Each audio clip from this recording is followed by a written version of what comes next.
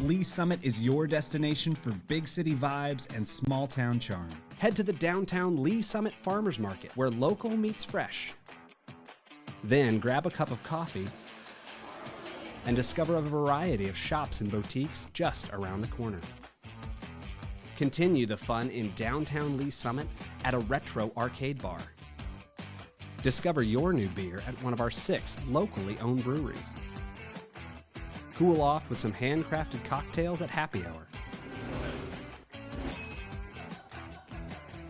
End the night with live music and good company.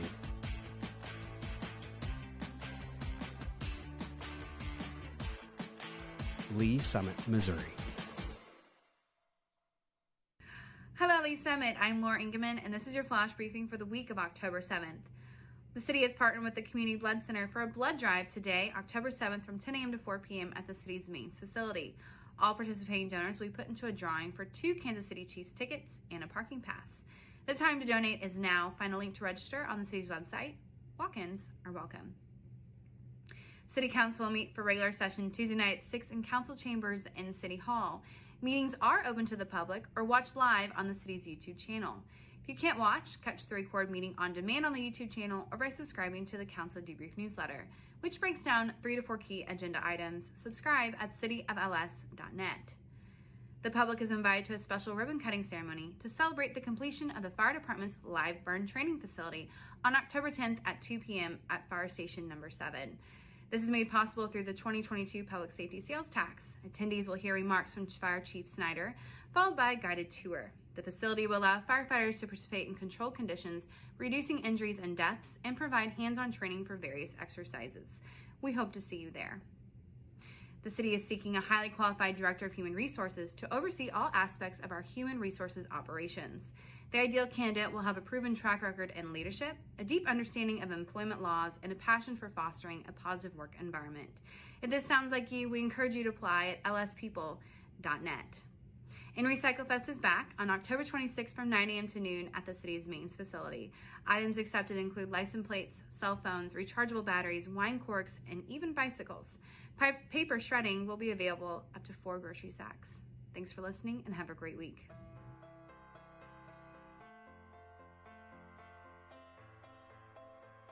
I'm Assistant Chief Jim Eden. And I'm Battalion Chief Ben Hicks. And today we're at Lee Summit Fire Station 3.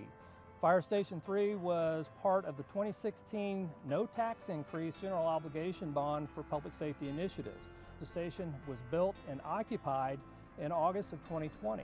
Unfortunately, due to the pandemic, we've not been able to give tours or have an actual ribbon cutting. So we want to invite you in today to give you the opportunity to see what goes on within a Lee Summit Fire Department station. Let's go take a tour. This is our admin side of the facility. We use this side mainly for offices. We have a lot of work during the day, whether it's training or doing reports or just generally taking care of the shift that we need to do. At this particular station, Station 3, we do have an assistant chief that works out of here. That person has their own office where they need to manage what's going on throughout the day with the shift and staffing, and as well as running calls out of here. The captain has their own office as well. What the captain does is at this specific station is in charge of both the fire truck that's here as well as the ambulance. And so with all those personnel responsibilities as well as running calls and reports, that's where they work out of. And generally for the rest of the crew, which is somewhere around 5 to 6 individuals, we have rooms to write reports, and we have additional training rooms and other rooms where people can work. Walking into our living area, I think it's important to recognize that we work 48-hour shifts. So in the evenings, after 5 o'clock, after work is done, we may have the opportunity to catch a game or something else as long as we're not running calls. And this gives us the opportunity to do that. When we go into our kitchen, I think this gives you a great reason to know why we go to the grocery store. When you see fire trucks at the grocery store, what we're doing. Also for 2 days working for 48 hours, we buy all our meals at the grocery store, and then we come in here and cook. Just like you guys do at home. So everybody has their own fridge on each shift as well as their own pantry, and then we cook those meals here. Going into the sleeping side of things, we've got a couple different things that are significant. We have our own laundry room, which again is important when we're here for 48 hours. The opportunity to wash and clean our clothes and bedding is very important for hygiene. And walking into where our beds are, we keep the kind of sleeping quarters over on one side of the building. It gives us both easy access out to where our fire apparatus are, as well as kind of keeping it a little bit quieter for those people that have been up all night running calls. We have 11 bedrooms here at this station.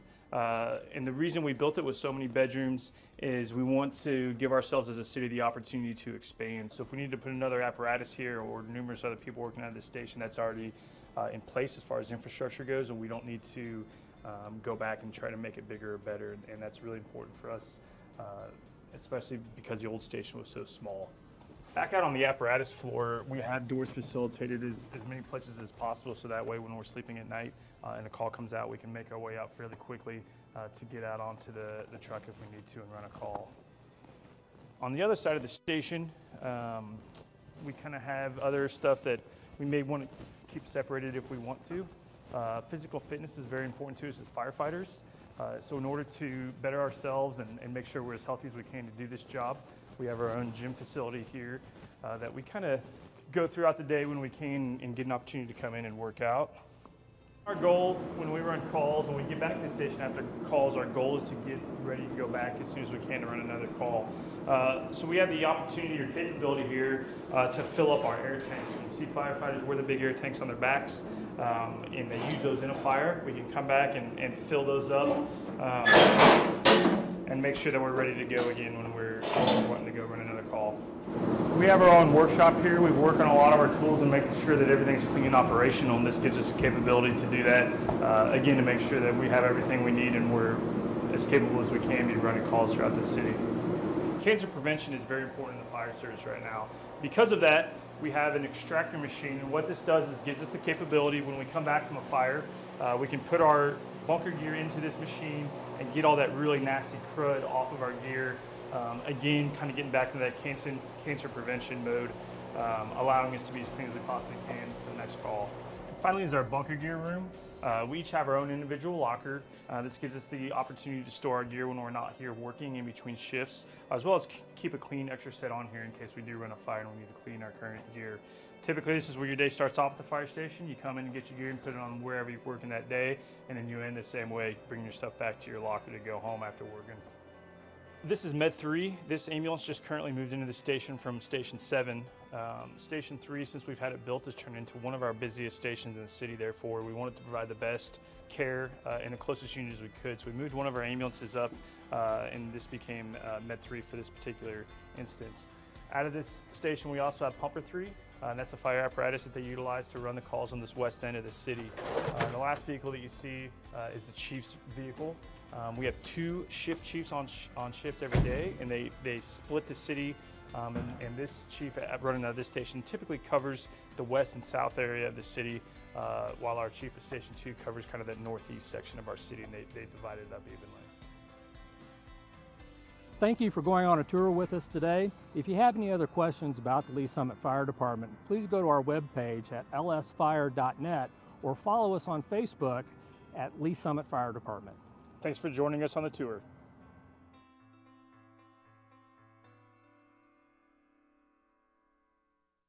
Have you ever been driving around Lee Summit and wondered what's that going to be? What's being built there? Wow, that went up fast. The Development Minute is here to help, highlighting some of the newest projects in Lee Summit, Missouri. Streets of West Pryor is getting another restaurant on the north end. Chicken Salad Chick, a southern-inspired fast casual chicken salad restaurant, will open next to 30 Hot Bar and Grill, Magic Noodle, and Nick the Greek. The restaurant will offer a variety of scratch-made chicken salads, pimento cheese, sandwiches, and more. It is set to open at the end of 2024.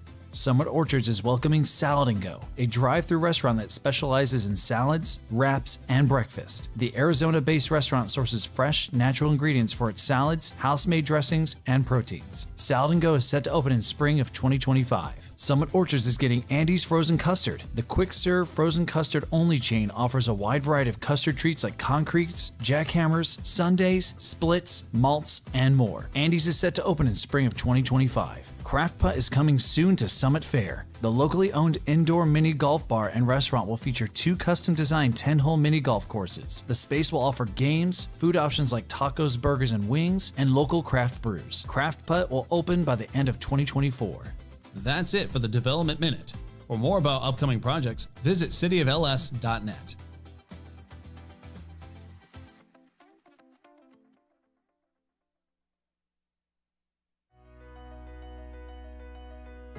love living in our historic downtown.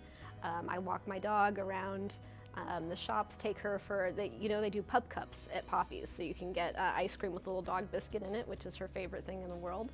My neighbors, we have block parties together. I really like how welcoming and how vibrant it is. It's an amazing place to live. Lee Summit's a really great community. I love living here, and I just wanted to try to find a way to give back, look out for my neighbors, for the community. I've always tried to be involved. Before serving on city council, I used to volunteer with AFS, which is an organization that hosts foreign exchange students. So my husband and I have hosted kids from around the world, and then also volunteered with local families and schools. In my professional life, I'm a paralegal, and then in my personal life, I enjoy reading, sewing. I'm a quilter, so I just finished a log cabin quilt that I'm going to send to my aunt out in DC.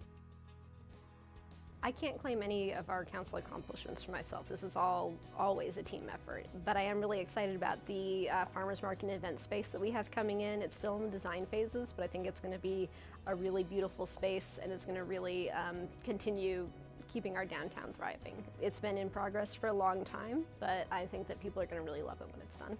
I think one of my top priorities is going to be attainable housing. That, for example, I've been trying to find a place for my mom in Lee Summit. And it's really challenging finding something that really works for a retiree who doesn't have a huge budget. Just trying to make it more attainable for people no matter where they're at in their lives to be a part of our community.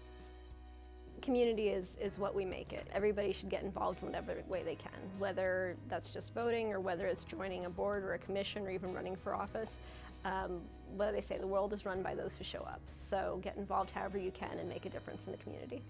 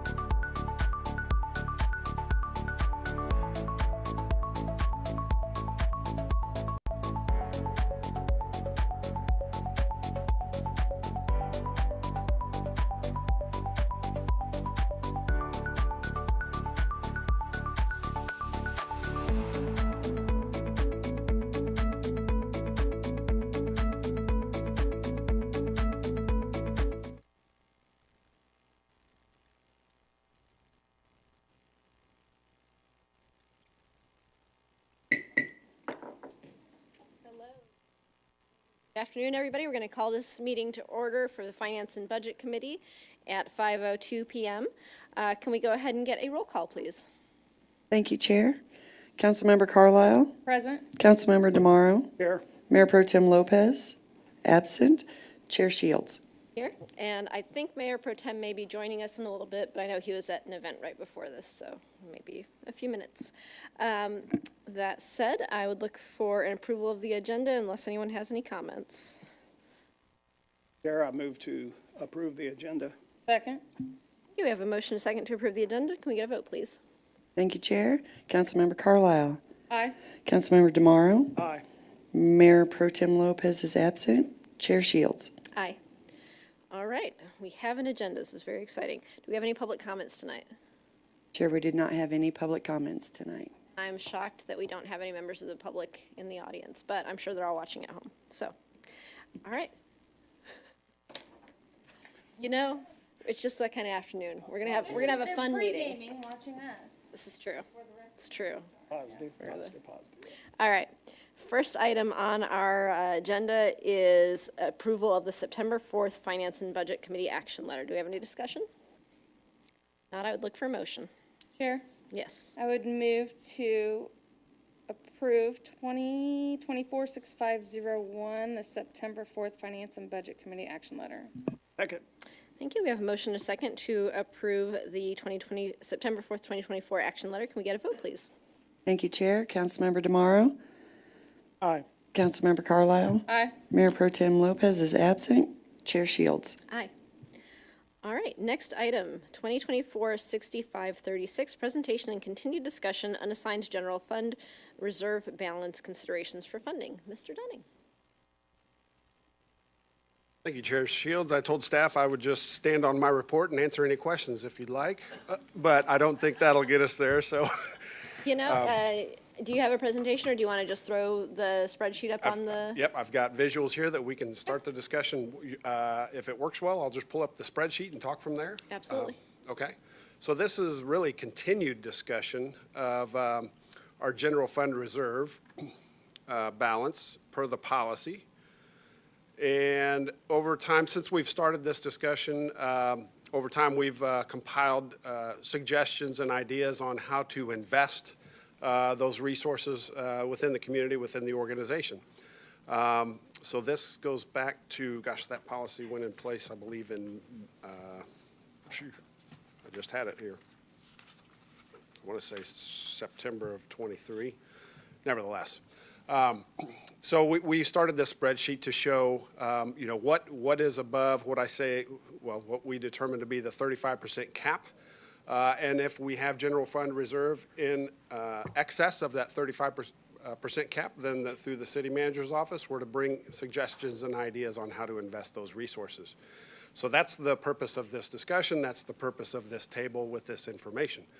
As you can see here, what we've done thus far is invested $7 million in the downtown, well, I should change that. It's the Green Street project now.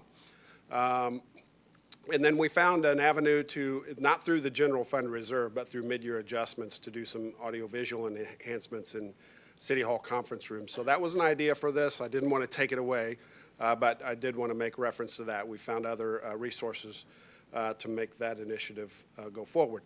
So here's the listing of additional suggestions that I continue to keep track of. And if it'd be helpful, I could go through each one of these just to put some context to each one. Or I could just start the dialogue right now. Either way. What I think would be helpful at this point would be to talk about which of these items is maybe ready for more full consideration. I think some of these are still in more of a conceptual phase, like I think the equipment replacement program, VERPS, BURPS, MERPS, SLURPS, that's still kind of in a study, right? We're still waiting for some more information before we can really move forward with a recommendation on that one. But some of these other ones might be ready to have some direction to Start making some movement. Yeah. That's an accurate statement. Okay, Yes. so how about if you kind of go through and let us know which one of these are kind of ready for some more movement and where they're at and a little bit of context on those, and then we can see if we have questions on those or if there's any others that the committee wants to hear more about and start there? Sure. So you're spot on. The ERPS audit is hopefully nearing completion, so we'll get that final report. We'll better know what that number might look like. These gateway monuments for the south and the east, that one's just that's an initiative that the Lee Summit IDA is willing to do a matching grant to us, and that opportunity still exists when we're ready to do those monuments. Not making a commitment on the IDA, but I'll say somewhere in the tune of $60,000 per monument. So that one is one that we know at some point in time we need to put efforts behind, but is that really a priority? Should we move forward with that at this point in time? So that's the status of that one. This compensation study, I should refer to it as a pay and growth plan. This was a attraction, satisfaction, retention initiative that we as an organization worked with numerous people. Last time we did one of those, I believe, was 2019, I'm going to guess. That's just an estimate right now. It's typically local governments will do those every 3 to 5 years, so it's been some time since we've done one of those. But if that's something we want to move forward, we'll put more efforts behind it in that space. I can tell you right now what we've done in that space is hire a consultant to work with us as an organization to really start putting some definition to what is a pay and growth plan and what are career ladders and these suggestions, so that as we use those terms, we all know we all agree to what they mean. And so when we do a scoping for a full-fledged study, we're all on the same page. So I'll say some preliminary work is taking place in that space, but we could move that one forward to put together a proposal with the consultant and put efforts behind that. So that's where that one exists. The Browning property and the improvements, potential improvements over there is one that it's not, we need to have some further discussions. We'll be bringing that forward in a different manner at this point in time, so I'd put a pin in that one. So the bollards for festivals. So that one that's based on quotes in staff review. So that is, I'll say, fully baked, ready to go if we wanted to move that forward. And I know in your packet we have a short presentation if you're interested in learning more about what that entails. So that one is probably the furthest along. Communication overall, organizational communication strategy plan is one that we know we could put some effort behind. That's purely an estimate at this time, but one that I think as an organization we would greatly benefit from. Sidewalk gaps, so suggestion for more funding for sidewalk gaps. I would share with you as part of our last no tax increase bond issue, we do have $5 million available for sidewalk gaps throughout the community that we haven't programmed yet. So we already have some resources, plus each year we'll budget for some sidewalk gap programs throughout the city as well. These safety mirrors and signage for downtown are some that we could, the safety mirrors, I think that could be part of the dialogue with the festival security that is on here. And then signage in general. I think the project across the street provides some opportunity to make things really go with some signage as well. So that one's not fully baked like some of these others. It's an idea. Property acquisition was one that was brought up at a council meeting. So generally, right, there's no specific property, but that's one that was on.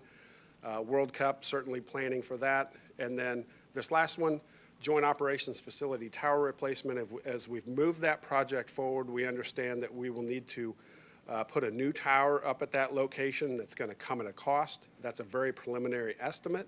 We don't know the estimate for construction for that yet, so that's kind of a moving target right now, but it's on our minds. And then I would share with you on that one, there hopefully will be opportunities for other sources that could help us with that if we're successful. So I would say let us keep pursuing some efforts there and see how that shapes out. So that one's not really, ready to go right now with a hard number, but one that's on our mind. So that's a quick recap of what we've got here on our listing. Okay, thank you. Do we have any specific questions on these? Is there any way that you, the committee wants to work through these? I know I have kind of some questions as we're going, but I'm happy to hear y'all's thoughts as well. I do. Yeah. Thank you, Chair. Mr. Dunning, good ideas. I can't, I can't say any of these are bad ideas. There's a few that actually stand out that if I was prioritizing them, I would prioritize them in the way that, when I saw tower replacement on there, I didn't realize that we would have to. I had asked this several months ago, maybe a year or so ago, that we would be able to use the tower that we have. So that one sort of stuck out at me. I thought, well, I'm going to have to ask. And you said we're going to have to build another tower. So that is a necessity, whether we cover it with these funds or some other funds. I mean, we're going to have to do it. So that's one that rises to the level. The Browning project, I wasn't familiar with that per se, and which property are we talking about? Yeah, so that's I want to say it's 76 acres just immediately north of the maintenance facility that the city acquired for cover for the landfill. Oh, yes. So we have that acreage there, and we have some, thinking, so we own it, right? And so part of the thought process is, with that property, do we have any long-term needs as a municipality, right? So we've identified some, and so we're starting to put our minds to what kinds of long-term uses might we need for that property, but knowing that that property was acquired to, I'll say, make sure that the solid waste post-closure fund is full. So it's not like that's free and clear general fund property. Any revenues by land sale or anything off of that property, make sure that the solid waste post-closure fund is whole. Does that make sense? Okay. So we have some things that perhaps we might have uses for that property, but we'll need to think through, how does that get taken care of so that we're mindful of that post-closure fund. But that is still down the road. I mean, that's still not on even, not even on a radar screen right well, now. it's becoming, we're seeing some uses that we could see for that property right now that it's not like it's urgent that we need to make decisions today, but we're starting to put more efforts to that. So that was, again, a high-level thought that we should probably talk about this as a potential within this space, but I think we need to do some more work on that to really map that out. The other one that I see that rises is, and it's going to be on us in no time, is the World Cup. And I don't know what, of course, there's not a number next to it, so I don't know what is an appropriate number to even estimate that we would have to use, because certainly there's going to be several entities that are going to be involved, and so what is the city's desire to have an outlay? Right. And I think that one rises to the top. And then my most favorite, and of course my name is attached to it, is sidewalk gap. I was hopeful that we would be able to. Even though we have $7.5 million, I think, is Mr. Park here, $7.5 million right now. We've got 2.5 and then the 5. I don't think there's a number that I don't think there's a number that we can overgive to sidewalk gaps until it's a $25 million problem, right? Michael Park, Director of Public Works. It's in excess of $25 million. You're correct if you're making the assertion that no money is too much money when it comes to sidewalk gaps. But you're correct. We have $5 million from the no tax increase bond issue. Previous to that, in the 2017 sales tax, there was $2.5 million allocated there. And then we have ongoing an annual appropriation towards sidewalk improvements. We completed our first phase. That was roughly $2 million of kind of what was the easiest sidewalk gaps to complete. Now we're working through a lot more complex sidewalks. We're actually probably building the sidewalk is just as expensive as rebuilding the driveways and getting grades and retaining walls to make that gap closed. We're working through that, and the next phase is roughly $1.5 million for this current fiscal year. And this will be an expenditure over the next several years, as you see in our capital improvement plan. To spend down that $7.5 million, $8 million, $9 million by the time we get through that, what's currently been programmed. But, if we had to look at the total number of gaps across this city, you're in excess of $50 million worth of sidewalk gaps. It's just a reality of what it is. Not that all of those are the same priority. So we work with the Public Works Committee to establish a priority, knowing we have very limited funds. to address this enormous problem of sidewalk gaps. It's very popular in the community. And we give that annual presentation and review of those priorities based on what type of roadway is it? You know, is it an arterial roadway or a local street? What is its proximity to schools or parks, those kind of neighborhood and pedestrian generators? There's all sorts of factors, even the age of the neighborhood on where we kind of rate the priority of those sidewalk gap needs to progress. So we would continue to recommend to follow that prioritization. It just so happens that most of the gaps in the older parts of town might be in Councilmember DeMoro's district, so it won't be split evenly, especially at this point moving forward throughout the community. It's going to go towards where the priorities dictate that sidewalk gap ought to be closed. Thank you, Mr. Park. Yes. And so, as I said, I would like to, you know, in the final analysis, the final consideration, I would like that number to be considered, a number to be considered, and I'd like to have 7 digits on that number. So I think that, again, it's a $25 million problem, and of course, that's just sidewalk gaps. That doesn't even take into account the sidewalks that are in disrepair that are reported and fixed promptly. I can attest to that.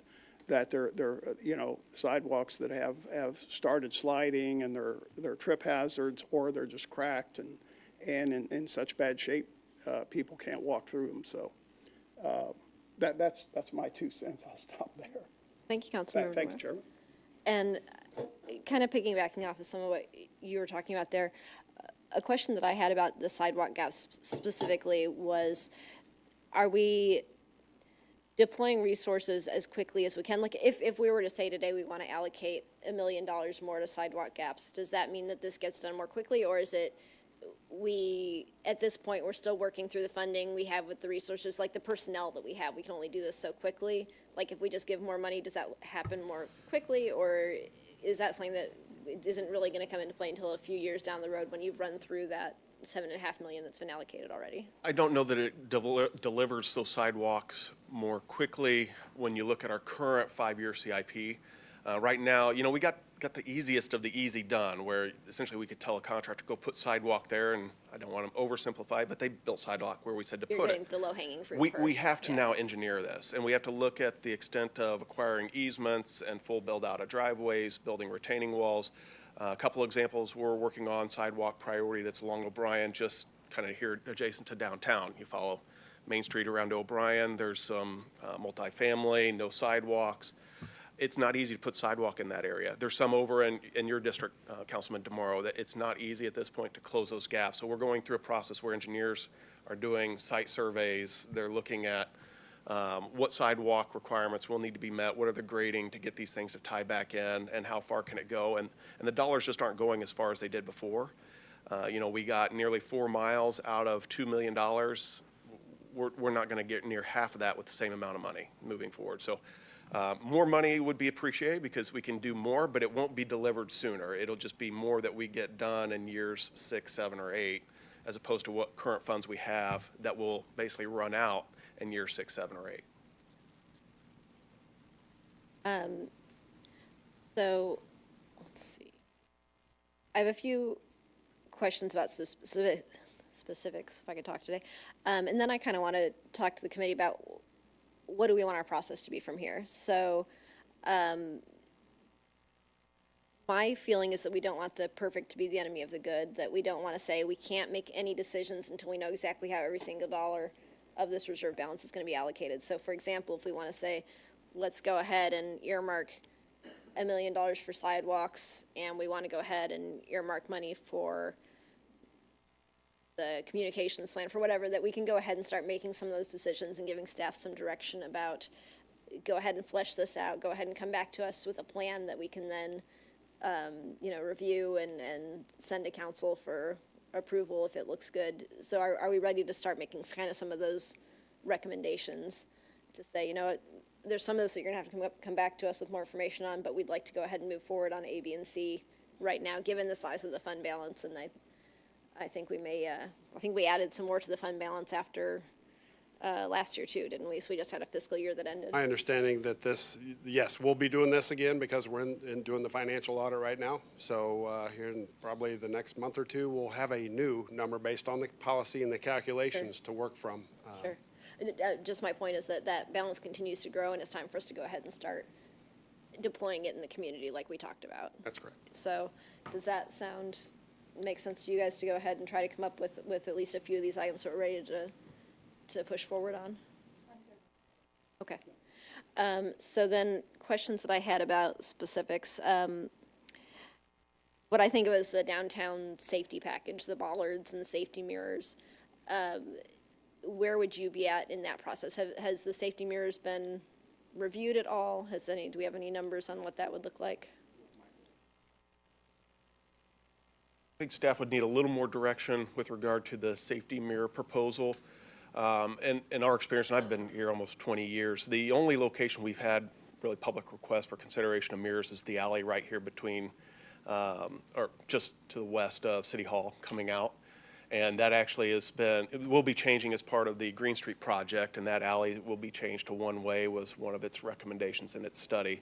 So we feel like that issue was the only one we were aware of where mirrors had been brought up. I'm trying to think if there was any other locations that you would have. As a council member for downtown, as a resident for downtown, it seems like a lot of the alleys around the downtown area have this issue that, I'll just speak personally, if you're pushing a stroller, you're very nervous to walk past any of them because it's always happens. Myself, my husband are walking, and one of us always goes ahead and peeks around the corner because we're trying to make sure that there's not a car coming that's going to hit you before you can get past there. And especially because anyone who does pull out of those alleys, they're thinking about cross traffic. They're not thinking about pedestrians. So, I think of the one that's behind Libations. I think of the one that's the apartments on Douglas, the mixed use where we've got the retail on the bottom and condos up above. I think it'd be a tough corner to get a good mirror on, but it's just completely blind and the residents just go straight out. So to me, it seems like it's kind of an issue throughout downtown. I've heard it from my neighbors, so I don't know if anybody's put in formal complaints, but we haven't received any, so that's that kind of direction that we would welcome where we could evaluate the potential benefits of these mirrors. I do think, though, that whatever the scope of a mirrored project, if that's the direction to go forward with, it's really insignificant compared to the total downtown security package. I mean, a mirror is going to be less than $200. The bigger challenge will be finding, lease agreements to attach them to buildings and working through that process, because when you have these alleys and where you probably have your site concerns, it's because the buildings are so close, there's no room to put a mirror up anyways. And so that would be really inconsequential to the whole larger scale of the package. If we're talking 10 mirrors, you're not talking a lot of dollars there. You're talking a couple $1,000s for mirrors, and then working over time with property owners to say, can we attach to your building? Can we do this? And then you got ongoing maintenance. They tend to be an attractive nuisance for people, but in the scheme of $1 million security package for bollards or something, it's pretty minor. So I would recommend probably combining those and that's into what I'd like one to see project. Is the bollards and the mirrors as one project. Of course, I welcome the feedback of the committee, especially because we've got the Green Street Plaza coming in. There's going to hopefully be even more pedestrian traffic down here. I think it's a good time to address both of those. So, and my feeling is we have this fund balance because folks pay taxes. I really want to see some of it put towards public safety. So I would love to see those things done.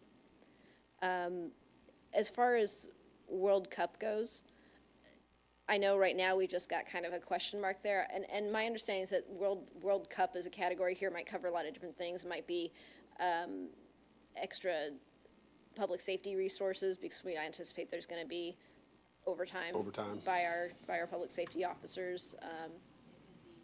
Actual event planning, if the city wants to plan some events in coordination with World Cup, it could be other things. I don't know what all this encompasses. What is beyond that? What is staff thinking when they put that we've even heard from some of the World Cup planning sessions with World Cup 2026 that there might be an ask of communities, right?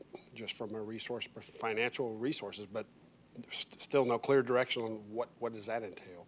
So it purely is we know there's going to be some expenses, but we haven't put pen to paper to say, here would be a good number here, but it's on the back of our minds as we continue to learn from World Cup 2026 planning efforts and our efforts in the region.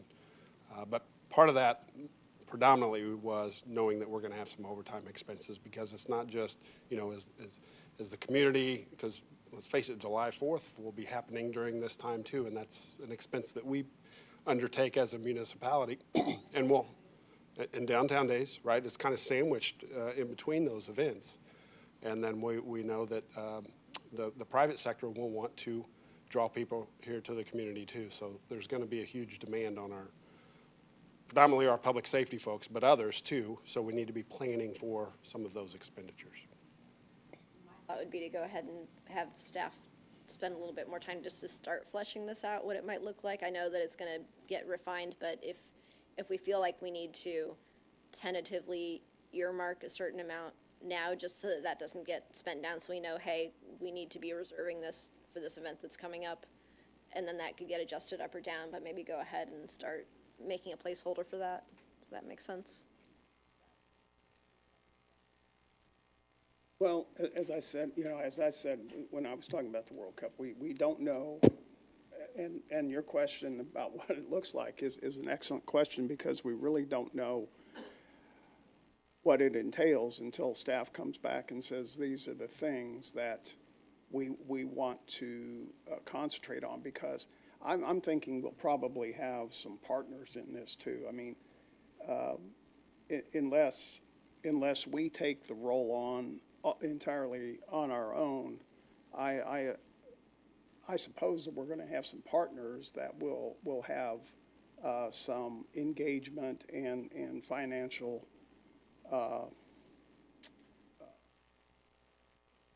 help. I mean, they will want to help us arrange for this.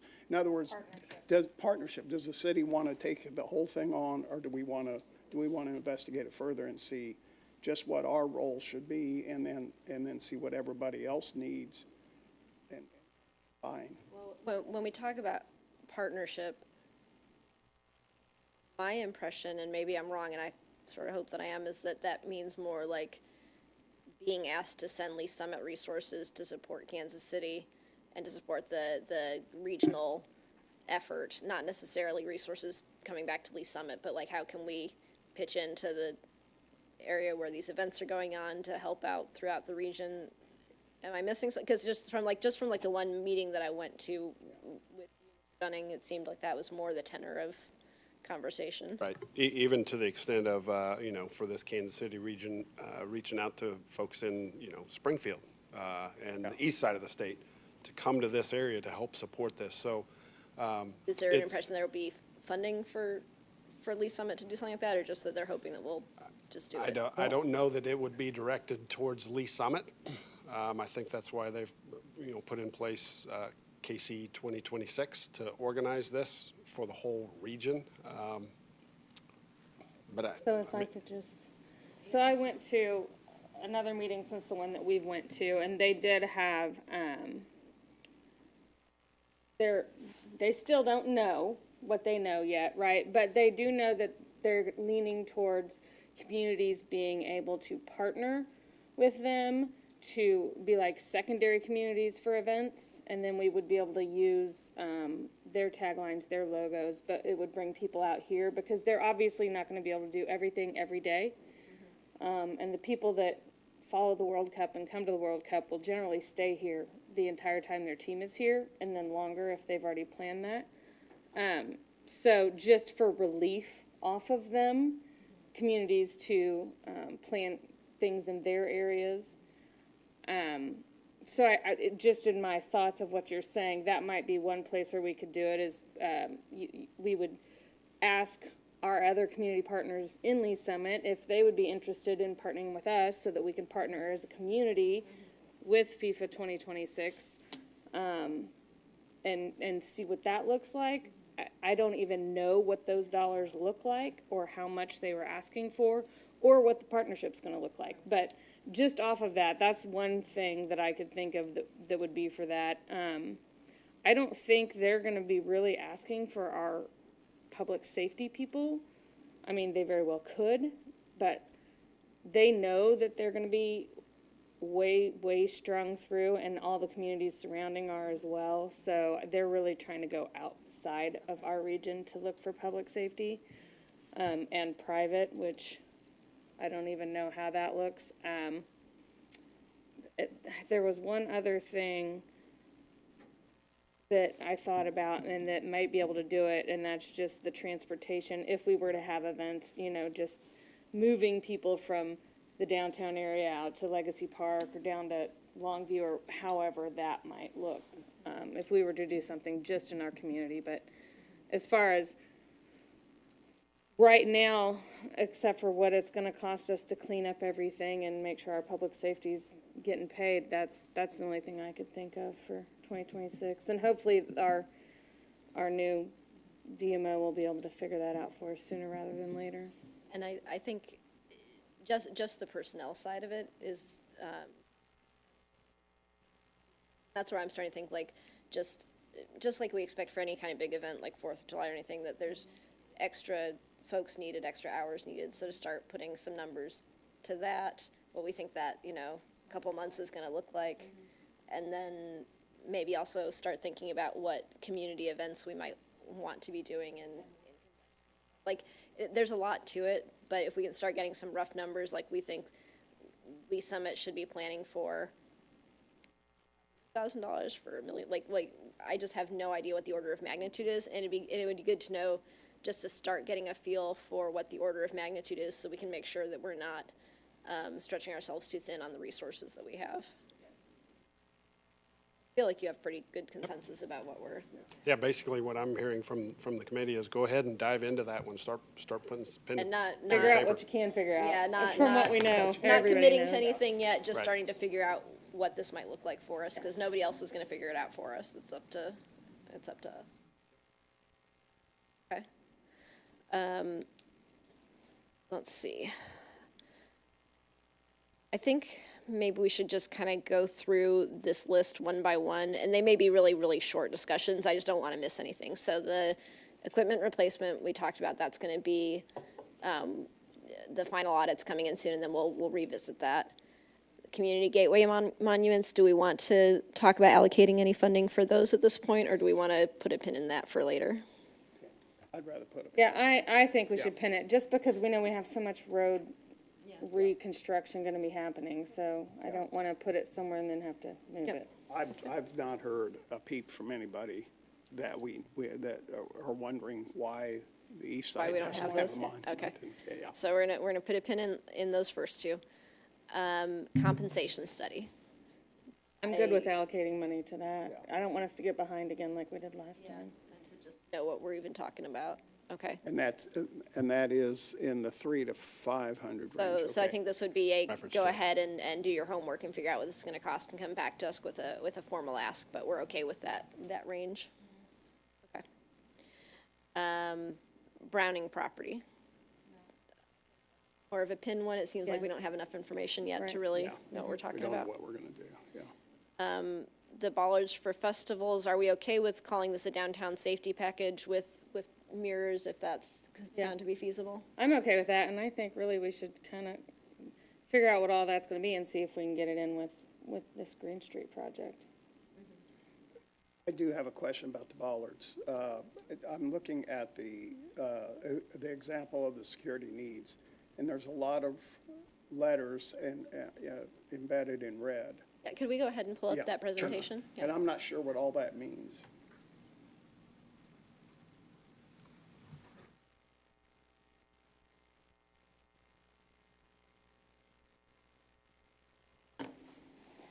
Good evening. Thank you, Chair.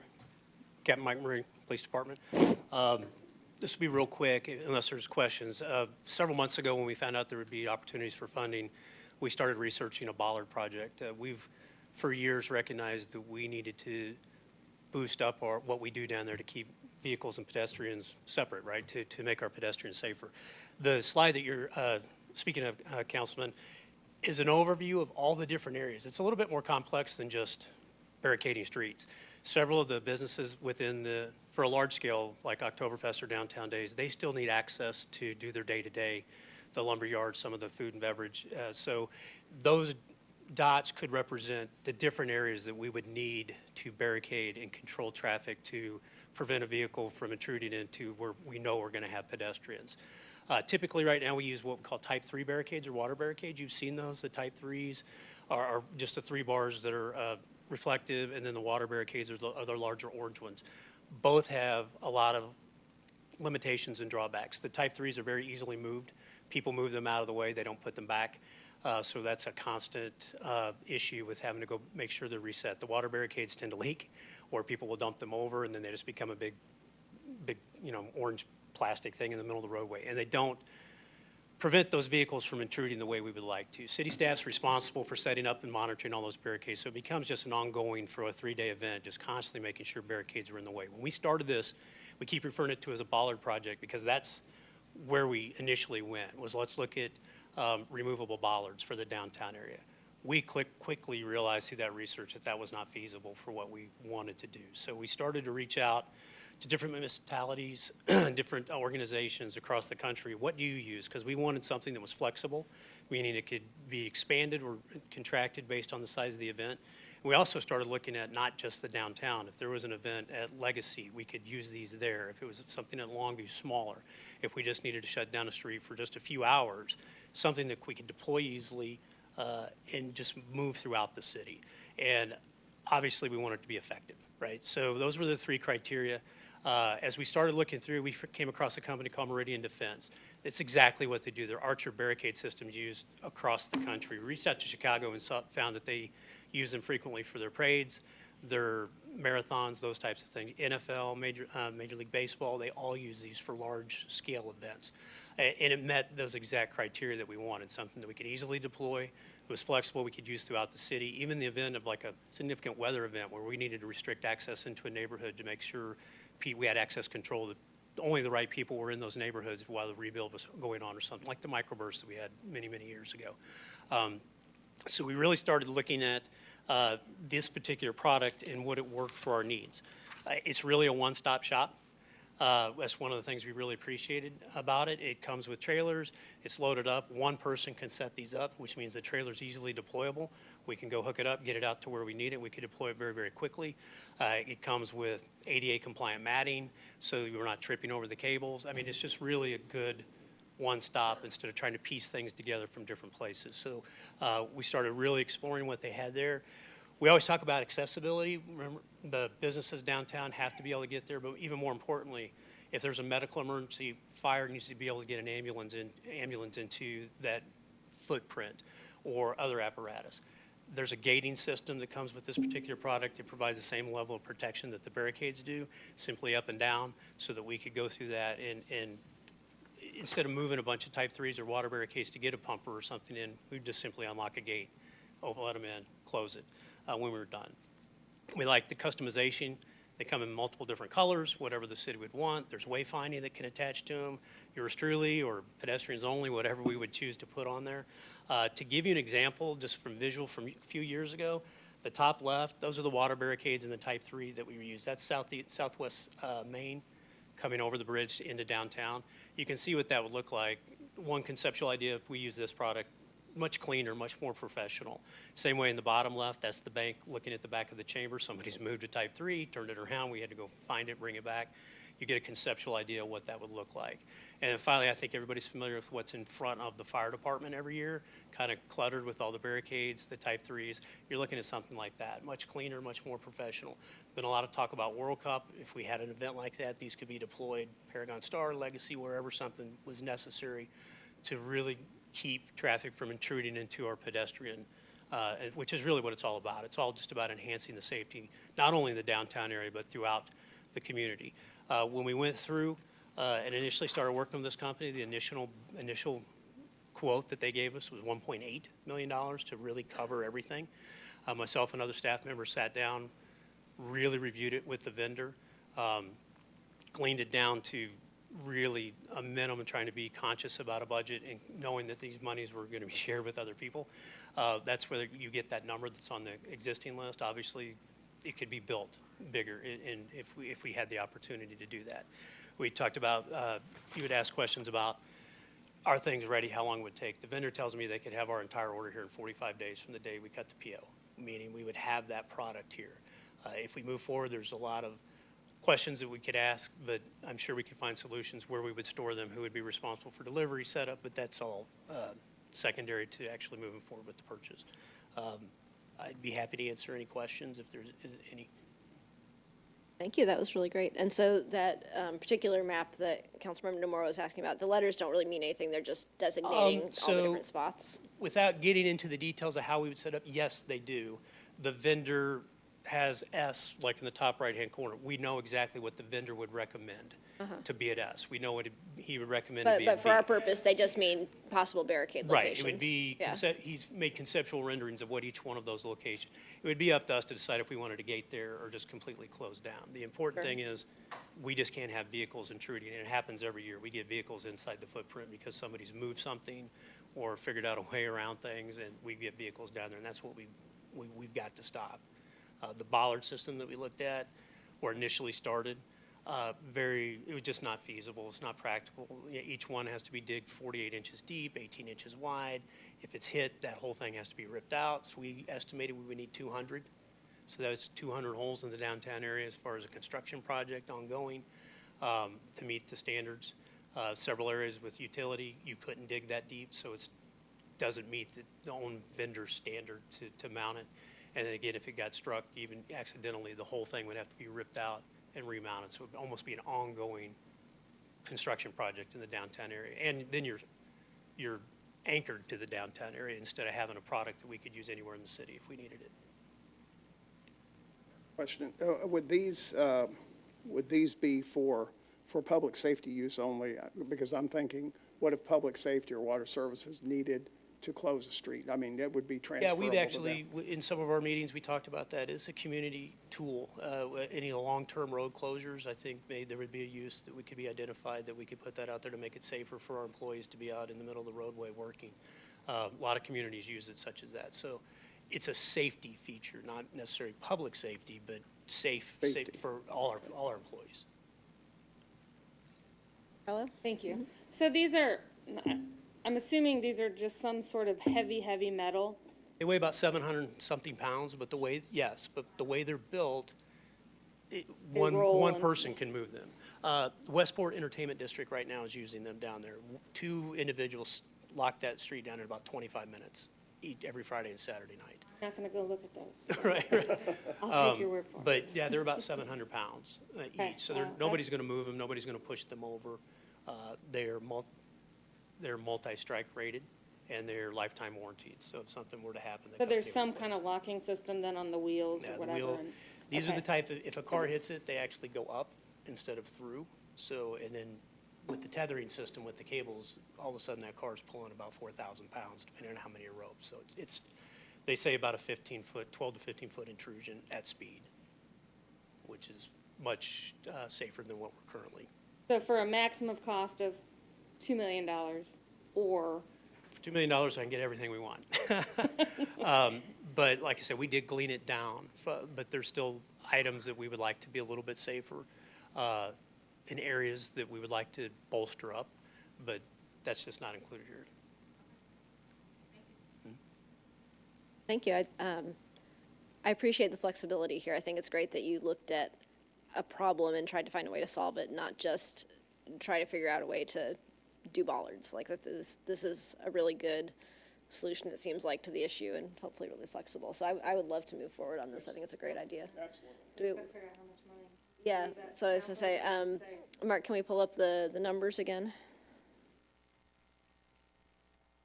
I mean, in your ideal world, would we fund this at the higher level, or if it was somewhere in between? Can you just incrementally add on more? Like, what's the thought process there? So it's expandable. They intentionally build it so they don't change the model on you, right? So this year's model doesn't fit next year's model. So it is expandable, but without taking that big bite, with what's before you right now is the bare. If we don't do that, we're going to have liability gaps somewhere. I guess our question is more like, if you're asking for basically million. If we gave you 1.5 million or 2, does that get you more what you want? Is it? Yeah, we would You can, be- if we it's would- somewhere in between there, you can kind of, Yeah, Just- so, you have yeah, a list that you can kinda 1.5, go down the 1.8, list. like I said, 1.8 was the initial quote, and that covered everything. Obviously, without getting too much into it, that put barricades up on sidewalks. If you look at some of those, I mean, if they went off the roadway, they could still get in. That put barricades up on sidewalks. That put additional gates. So yes, the answer is, if we could be in that 1.7, 1.8 range, we would have everything covered. It would also, if, for smaller events, we could host 2 if we needed it, something like that. Right now, we would need every single thing that is before you to get Downtown Days or Oktoberfest, our 2 big events. thank you. Okay, so Mr. Dunning.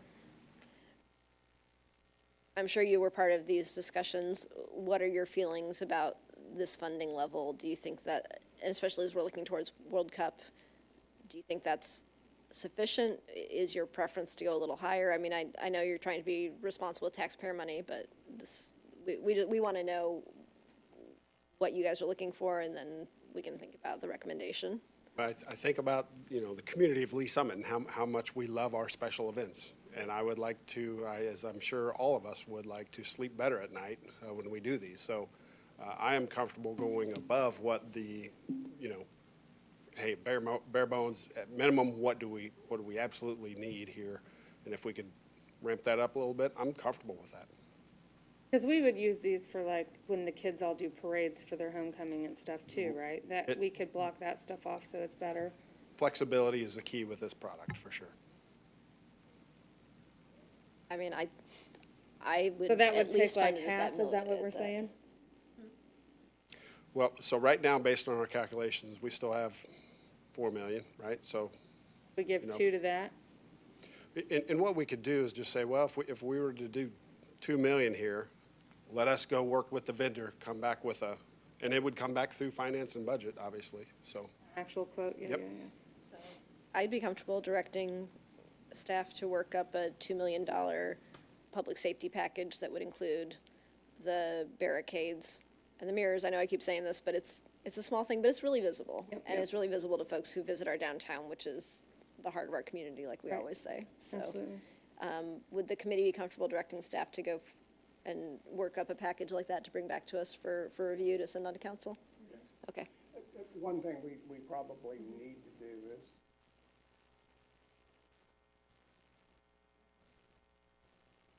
well, not just identify it, but really look at where the site, there's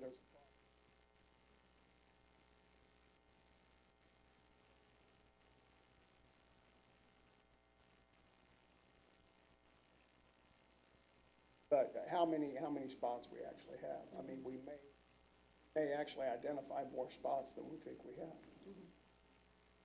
Yeah, so I think you guys have the expertise to know how to review that and start looking into that, so We'll take that ball and carry it. back to us and see what you can come up with. All right, awesome. Okay. Next item on the list, I believe, is the communication strategy plan.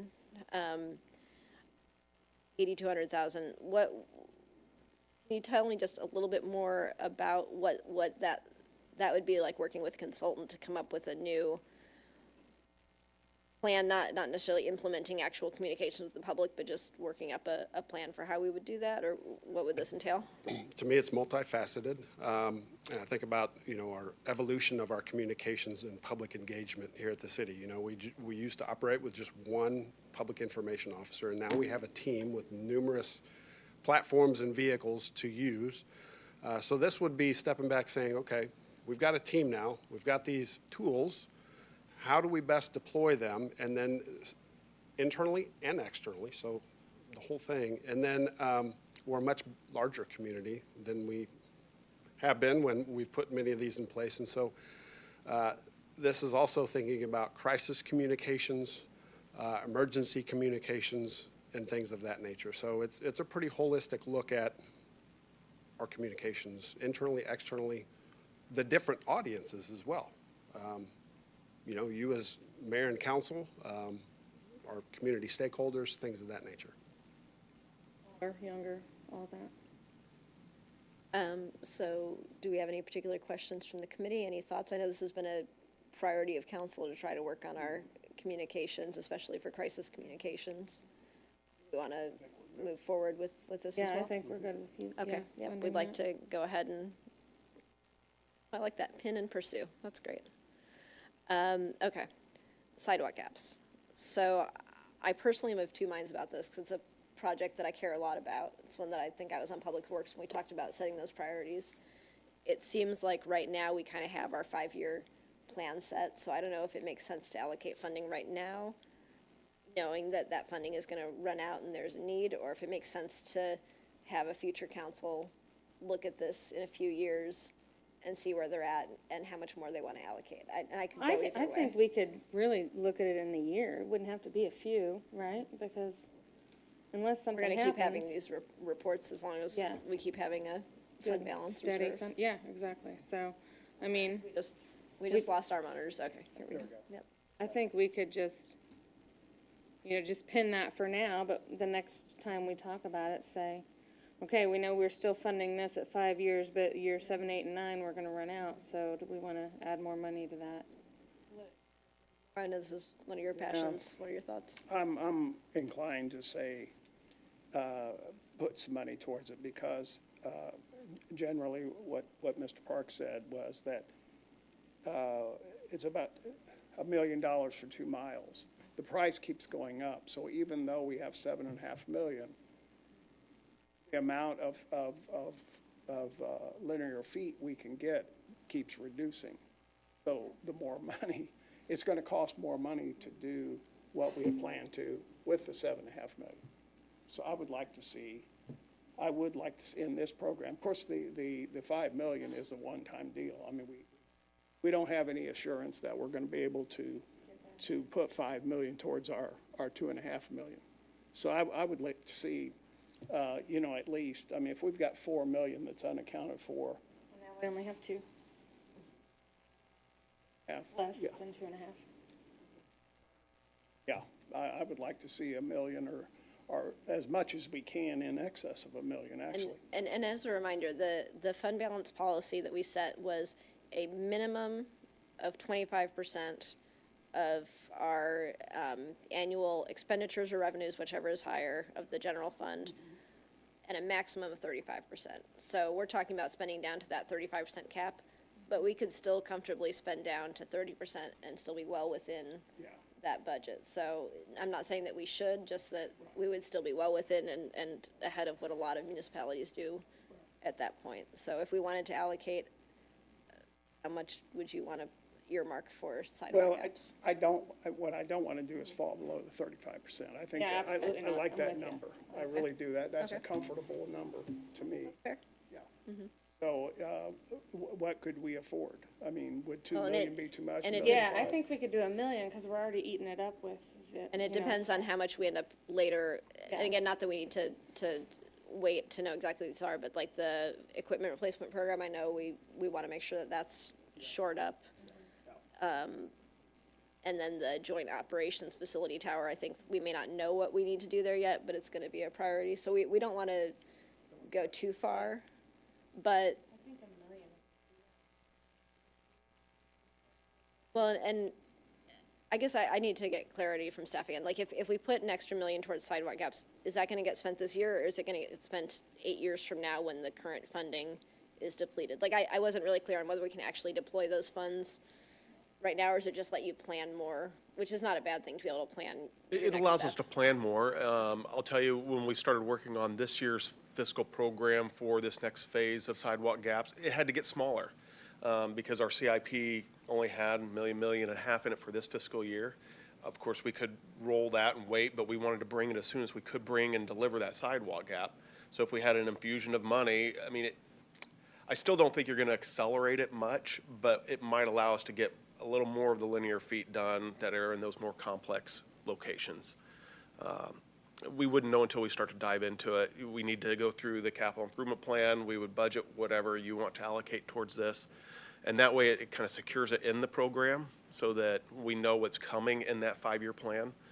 A way we could accelerate it, we've got the staff expertise, is we could consult for a lot of this design effort. That would actually accelerate its delivery, but you're going to be spending construction dollars on engineering, and we'd prefer to use our in-house staff to do that work. I think keeping as much and is good. You want to get the most bang for your buck, even if it takes a little bit longer. Right. Yeah. So what it does, it just gives us a little larger budget year after year within that 5-year CIP to work with. And I'd be comfortable with doing $1 million allocation towards it. Bob, Yeah. I'm at your guys' mercy. And my I'll take hope, what you'll give no, me. and my hope is that when the audit for 24 comes back, that our balance is going to have gone up and we'll have some more to allocate towards these We'll have other some more, projects. yeah.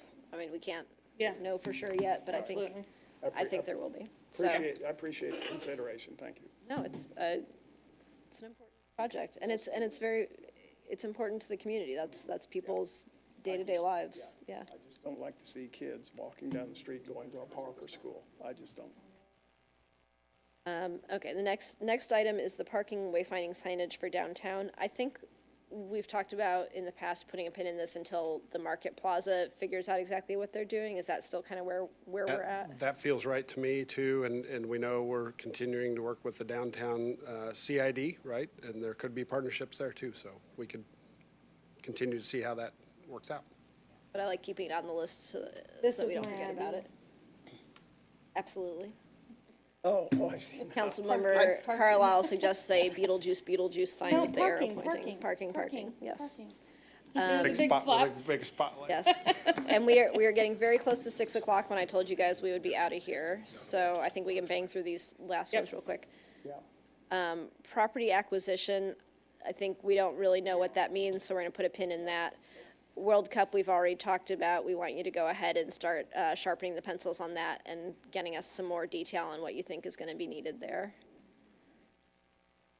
Yep, homework, exactly. And then the Joint Operations Facility Tower replacement, I think that's still in a holding pattern while you get some more information. Yeah, I think we have a lot in motion right now. Just didn't, we thought it'd be better to bring it up now, just so we had the list. But Yep.